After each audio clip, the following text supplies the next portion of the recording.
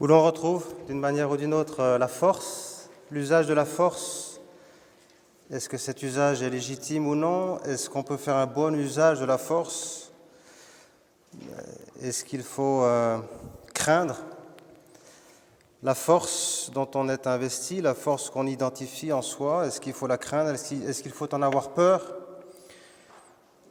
Est-ce que ça vaut la peine de se poser des questions, d'avoir des états d'âme à ce sujet? Bon, on retrouve cette problématique à travers la thématique guerrière de cet extrait de film. Peut-être certains d'entre vous se disent on retrouve encore la guerre, on retrouve encore la violence. Bon, mais voilà, il y a eu le péché originel, les conséquences du péché originel, et il y a toujours un combat. Ultimement, c'est un combat spirituel.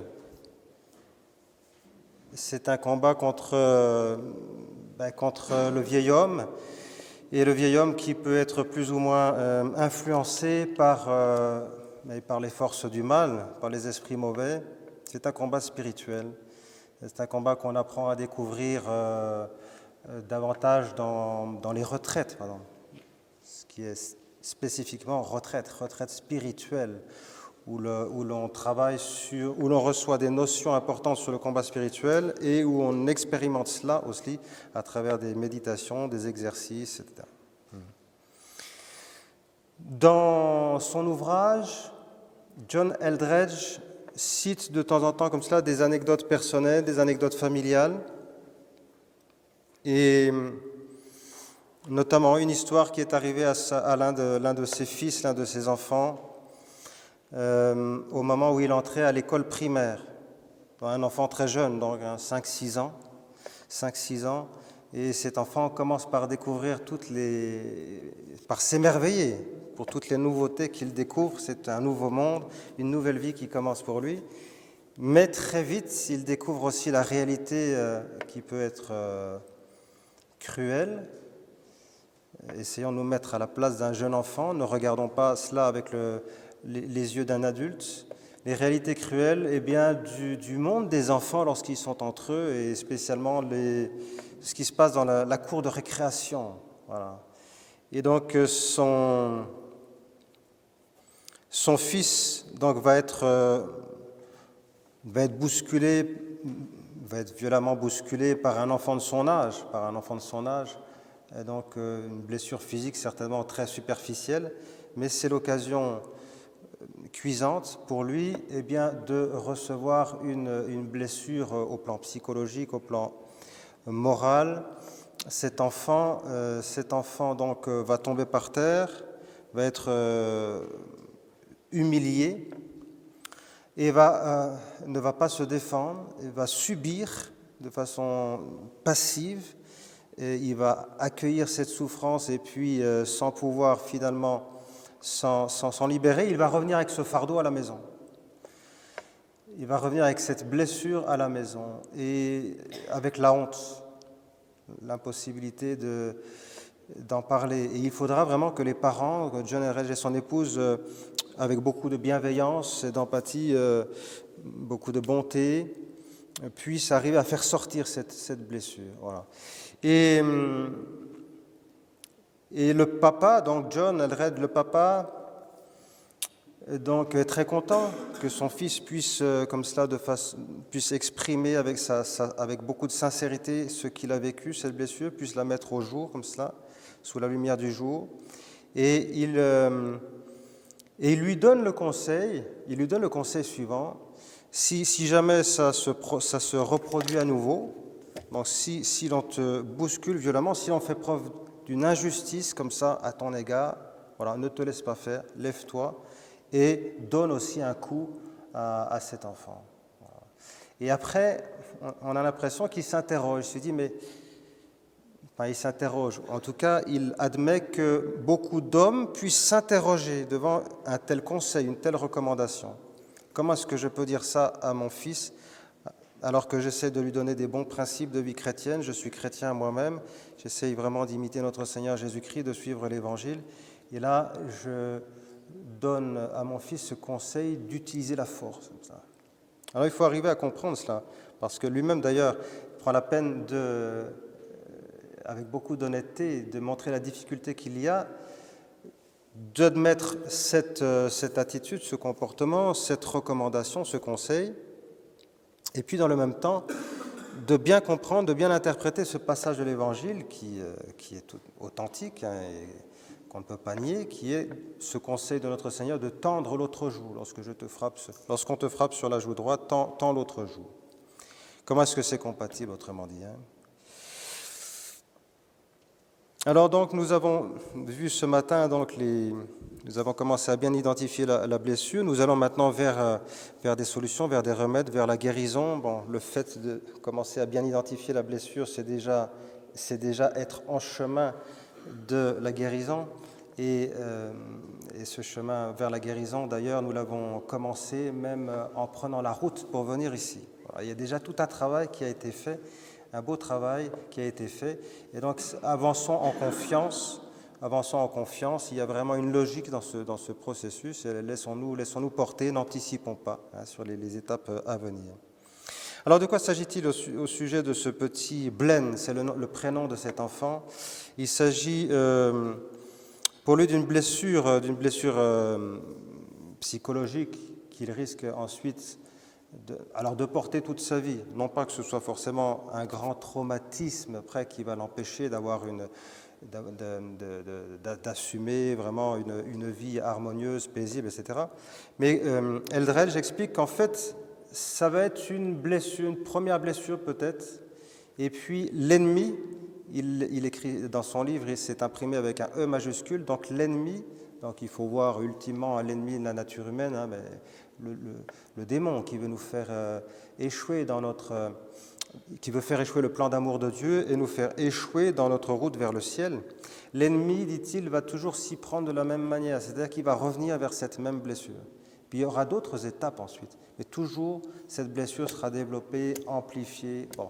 Donc il s'agit de repérer déjà, lorsque l'enfant est jeune, de repérer justement les moments où il peut se laisser toucher, se laisser blesser et ne pas laisser passer facilement. Arriver à trouver le remède très vite. Et le remède, là, vous le savez, ça concerne tout simplement l'estime de soi. Voilà, cette expression qu'on entend parfois. L'estime de soi, c'est une réalité très importante pour soi et pour les autres, je vais le dire. Donc cet enfant de 5-6 ans, il est jeune, il est fragile, et il est en pleine construction de l'estime de soi, même si ça commence depuis toujours, depuis la naissance. Et il s'agit donc d'aider l'enfant justement à se respecter, à prendre conscience de sa valeur.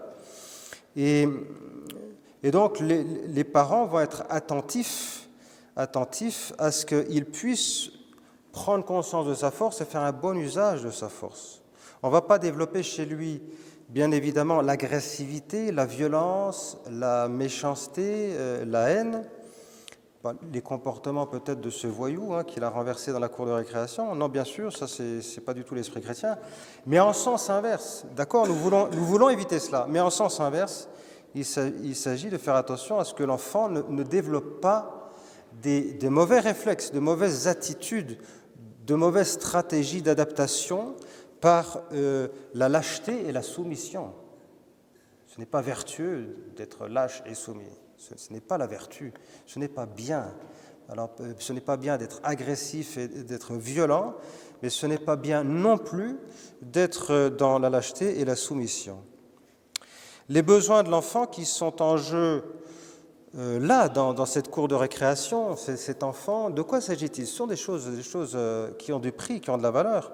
Cet enfant, d'abord, il a besoin d'être en sécurité, de sentir une protection autour de lui. Il a besoin de liberté, de tranquillité, d'estime de soi, je disais, de respect de soi, le sens de sa propre valeur, de sa place, le sens de l'équité aussi, un besoin d'équité, besoin de justice. Voilà. C'est très bien d'éduquer l'enfant très tôt au sens de la justice. Voilà. L'amour de la justice. Cet enfant, il a besoin d'être respecté dans son environnement, d'être considéré. Il a besoin de se sentir accepté aussi, de se sentir reconnu à sa juste place. Bon. Donc les encouragements du Père ne vont pas du tout dans le sens de l'agressivité, de la violence, mais ça n'a rien à voir non plus avec la légitime défense. Ça, c'est un autre sujet, un sujet très intéressant, mais qui concerne plutôt des adultes. Et puis là, la vie de l'enfant n'était pas en jeu. Mais il s'agit simplement de réagir immédiatement, de s'adapter. Donc action-réaction, bon usage de la force. C'est pas une violence. Il ne va pas exercer une violence injuste. Il va exercer en l'occurrence une pédagogie adaptée. Il va faire preuve d'une pédagogie adaptée. Ce ne sera pas une violence injuste, une violence évidente, manifeste. Il n'y aura pas de haine. Il gardera, bien sûr, s'il est éduqué, il aura aussi cette capacité à pardonner, à se réconcilier facilement avec l'autre enfant. Et quand notre Seigneur nous invite à tendre l'autre joue, il s'adresse à des adultes quand il dit cela. Et pour tendre l'autre joue, il faut être capable de le faire déjà. Il faut beaucoup de force pour cela. Il faut beaucoup de force pour choisir librement de tendre l'autre joue. Il ne s'agit pas de subir passivement. Notre Seigneur ne nous invite pas du tout à cela. Il nous invite à une grande maîtrise de notre force, une grande maîtrise de nos puissances, de nos émotions. C'est un idéal évangélique très beau, c'est une perfection vers laquelle nous cherchons à tendre, bien sûr. C'est une perfection vers laquelle nous cherchons à tendre. Nous ne croyons pas qu'un jeune enfant en construction comme cela soit capable d'agir ainsi. Il y a donc un ordre, c'est l'acquisition de la force, et puis ensuite le libre choix que je fais d'user ou non de la force. Voilà. Et en l'occurrence, là, c'est pour répondre à une humiliation, une attaque. Il y a 1000 manières de pratiquer la force. Ouais. Et tâchons d'avoir les idées claires au sujet du pacifisme, par exemple. Voilà, parce que bien souvent, on confond le mot pacifique et le mot pacifiste, et ça n'a rien à voir. Ce sont deux mots complètement différents. Notre Seigneur n'a pas dit « bienheureux les pacifistes », il a dit « bienheureux les pacifiques ». Le pacifique, c'est celui qui aime la paix. Et la paix, c'est la tranquillité de l'ordre, dit saint Augustin. La paix, c'est la tranquillité de l'ordre. Ce n'est pas le n'importe quoi, le laisser-aller et l'anarchie. La paix, elle a un prix. Bienheureux les pacifiques. Et il y a un Chinois, un spécialiste de stratégie, tout le monde en a déjà entendu parler, au moins de nom, c'est Sun Tzu. Sun Tzu, et son ouvrage, il en a écrit peut-être plusieurs, mais enfin celui qu'on cite toujours, c'est L'Art de la guerre. Et dans son livre L'Art de la guerre, Sun Tzu dit « Seuls les guerriers sont pacifiques, les autres n'ont pas le choix ». Et donc il faut comprendre ce que ça veut dire. Hein. Bon. Le guerrier peut se permettre effectivement d'user ou non de la force, voilà, parce qu'elle est à sa disposition. Donc ce qui est important, c'est d'acquérir cette force, bien évidemment. Nous avons parlé plusieurs fois de notre Seigneur Jésus-Christ. Notre Seigneur Jésus-Christ, c'est pas une espèce de Jésus en sucre, une figure diaphane comme cela, plus ou moins androgyne, en tout cas efféminée, voilà, se promenant comme cela avec les cheveux au vent. Non. Parfois, il y a des illustrations qui sont mauvaises. Et si vous arrive d'avoir entre les mains une mauvaise image de missel ou une mauvaise carte postale, que sais-je, ça ne vous plaît pas, déchirez-la. Ne dites pas, ce sera toujours bon pour les enfants. Non, la mauvaise éducation que vous donnez à vos enfants, en leur faisant aimer des choses qui ne méritent pas d'être aimées. C'est indigne. Quelle idée ils vont se faire de notre Seigneur Jésus-Christ. D'abord, vous avez noté, j'ai déjà changé de registre. C'est plus le petit Jésus en sucre, c'est notre Seigneur Jésus-Christ. Voilà, ça pète un peu plus quand même. Hein. Bon. Alors, dans les exercices de Saint Ignace, si vous les avez faits, vous vous en souviendrez. Sinon, vous n'allez pas tarder à les faire, sans doute. Et il y a une contemplation magnifique qui s'intitule « Les deux étendards ». Et Saint Ignace, il a été chevalier, il était soldat, donc avant de devenir prêtre, prédicateur. Et donc, il a souvent ces idées guerrières en tête, ces idées, les deux cités qui s'opposent, etc., les deux étendards. Voici comment il présente notre Seigneur Jésus-Christ. On se représentera le chef souverain et véritable qui est Jésus-Christ notre Seigneur. Bon. C'est déjà pas mal en français, mais on perd beaucoup en traduisant, parce que dans la Vulgate, c'est-à-dire le texte latin des exercices, vous allez voir que là, c'est un peu plus péchu, trapu et velu. Voici ce qu'il est dit. Donc au sujet de notre Seigneur, summus optimusque noster dux et imperator Christus. Voilà. Il est en tête et il nous dit, qui même me suive, hein? Je pars faire la guerre, quoi. Faire la guerre aux démons, faire la guerre au mal, etc., à l'injustice. Et après, il les invite à vivre sa vie, quoi, à l'imiter complètement. Et c'est magnifique, c'est magnifique. Bon, bah, c'est le Seigneur, c'est le Jésus que nous aimons. C'est le Jésus que nous aimons et qui peut se montrer avec beaucoup de douceur et d'humilité. Il le dit, hein, je suis doux et humble de cœur, mais c'est aussi, et beaucoup de tendresse aussi, mais c'est aussi celui qui a une grande force et qui va lutter pour le bien, lutter avec beaucoup d'amour pour le bien et contre le mal, contre l'injustice. Donc attention à cela, ayons les idées claires, parce qu'on peut avoir tendance à confondre humilité et lâcheté, douceur et mollesse. Quand on donne l'adjectif, c'est plus drôle encore, c'est doux et mou. Parfois, vous avez des mamans qui disent « Oh, regardez, comme mon petit, comme il est doux. » Mais il n'est pas doux, madame, il est mou. Et je vais vous le prouver. On va en parler, on va voir de quoi il s'agit exactement. Il est mou, votre enfant, il n'est pas doux. La douceur, c'est une vertu. Hein. La mollesse, c'est plutôt un défaut. Hein. Bon. Donc, il ne faut pas confondre douceur et mollesse, douceur et faiblesse. De même, ne confondons pas fierté, sens de l'honneur et orgueil. Fierté, sens de l'honneur, estime de soi, dignité de fils de Dieu. Saint Léon le Grand, à l'occasion de la Nativité, dans l'un de ses sermons, il fait référence à la grandeur de l'incarnation, à ce Dieu qui vient habiter parmi nous. Et les hébraïsants savent que c'est très fort, hein, l'incarnation. Dieu qui vient habiter parmi nous, c'est comme le général en chef qui vient planter sa tente dans le camp au milieu de ses soldats. Il vient planter sa tente au milieu de nous, il vient vivre avec nous, devenir vraiment l'un des nôtres. Donc la fierté, le sens de l'honneur, l'estime de soi, la dignité de fils de Dieu, c'est important. Saint Léon disait donc, chrétien, souviens-toi de ta dignité. Alors, dignité de fils de Dieu, créé à l'image et à la ressemblance de Dieu, on l'a déjà dit, c'était dans la Genèse, depuis le début, ça, depuis les origines. Mais encore plus, depuis l'incarnation. Depuis l'incarnation, Jésus est l'un des nôtres. Vous voyez un petit peu la dignité qui a été accordée à la nature humaine, qui a été considérablement ennoblie, donc pensons-y à ça. Pensons à notre dignité d'être humain et de chrétien. Donc ça n'a rien à voir avec l'orgueil, la vanité, l'arrogance ou la susceptibilité qui sont des défauts, c'est entendu.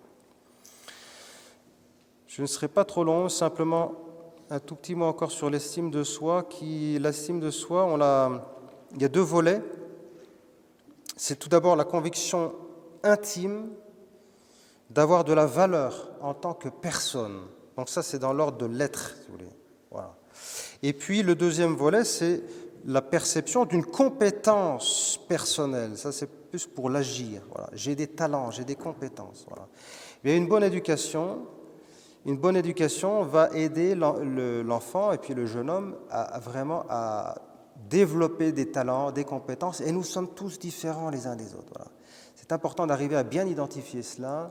Là, on va vraiment, vraiment aller vers les remèdes et sortir de la blessure en identifiant bien nos talents, nos compétences, en les développant, en cherchant non pas à se focaliser sur une faiblesse pour essayer de la faire disparaître, mais plutôt on va se focaliser sur du positif, on va se focaliser déjà sur des talents, des compétences, des puissances et des facultés qui sont déjà là et qu'on va tâcher de développer.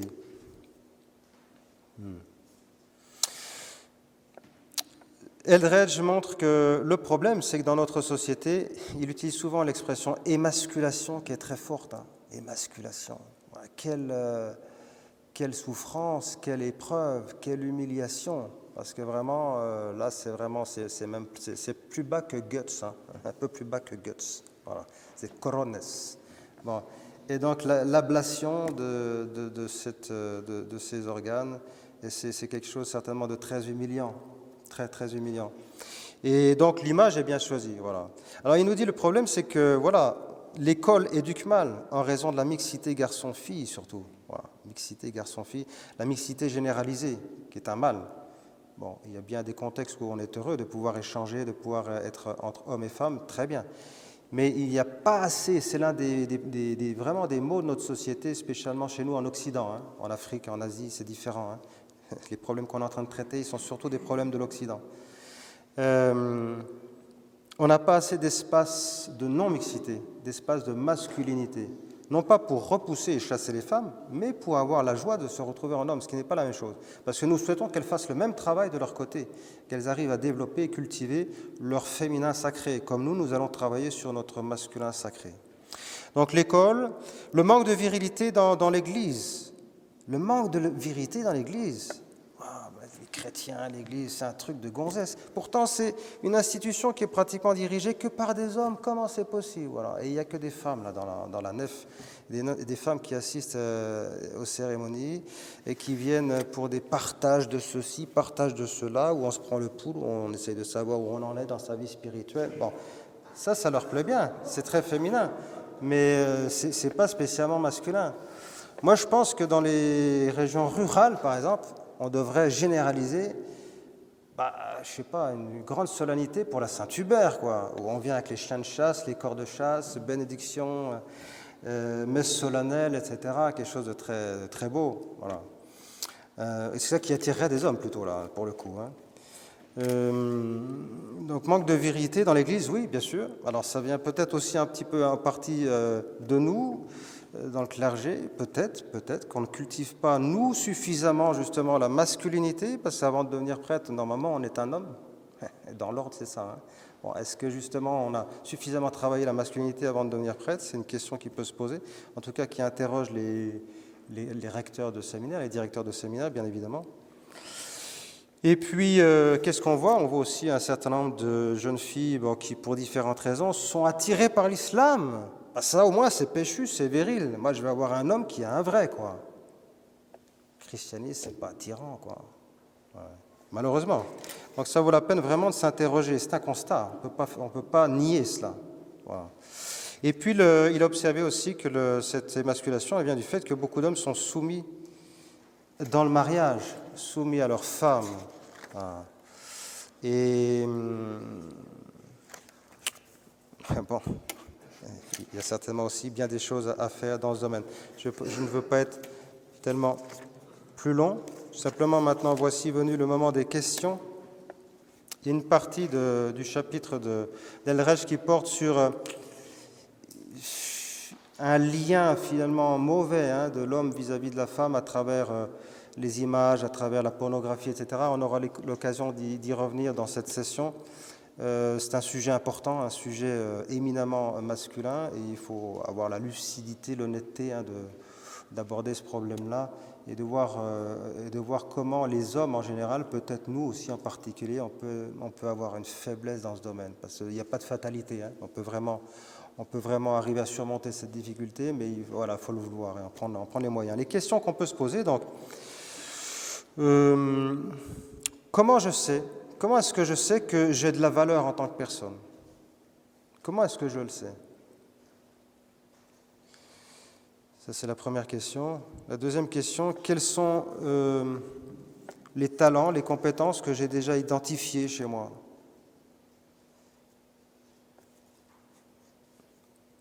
Et puis la troisième question, c'est suis-je dépendant du regard de la femme, du regard des femmes?